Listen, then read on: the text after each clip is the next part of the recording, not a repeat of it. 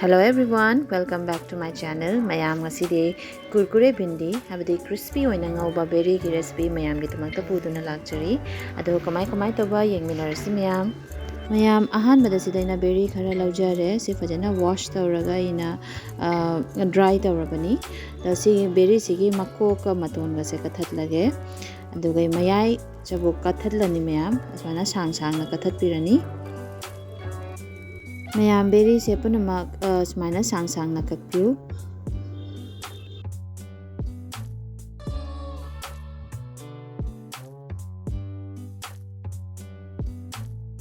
mayam berry se punamak ina sida kakna lore do bowl ama da hapchale mayam adawai hojik sida chamasama aina hapi se rice flour natra corn flour hapa yai chamasama besan hapchale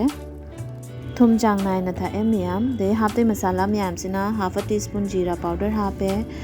half a teaspoon dhania powder machu khara tha mayam de morok chu khatang ta tha adagai sutha su 1/4 teaspoon maina khara tha haji hapi masala mayam se bajana mix taw salani adagai chamas ama natra chamas ani muk ising hapaga bajana muk mix taw sanmiro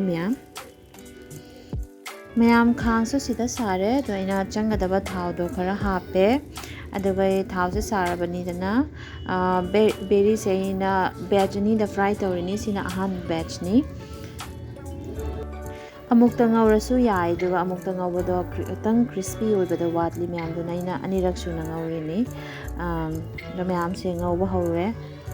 mayam berry se ngawba matamda flame se medium high da dum thambiu 5 to 7 minutes ta munbani mayam first batch di sida mulle gaina lawthoe kothoe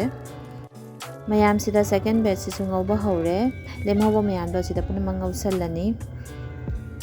mayam second batch se same process da 5 to 7 minutes move medium to high flame da ngawbiro mayam second batch se mullabani dana se kothoga serving plate amada serve tawrasi mayam sidaina serving plate amada serve tawre mayam recipe se soidana try tawbiu yam hawbani yam crispy oibani angang singna su yam pambani mayam adam yam recipe se kamai tawba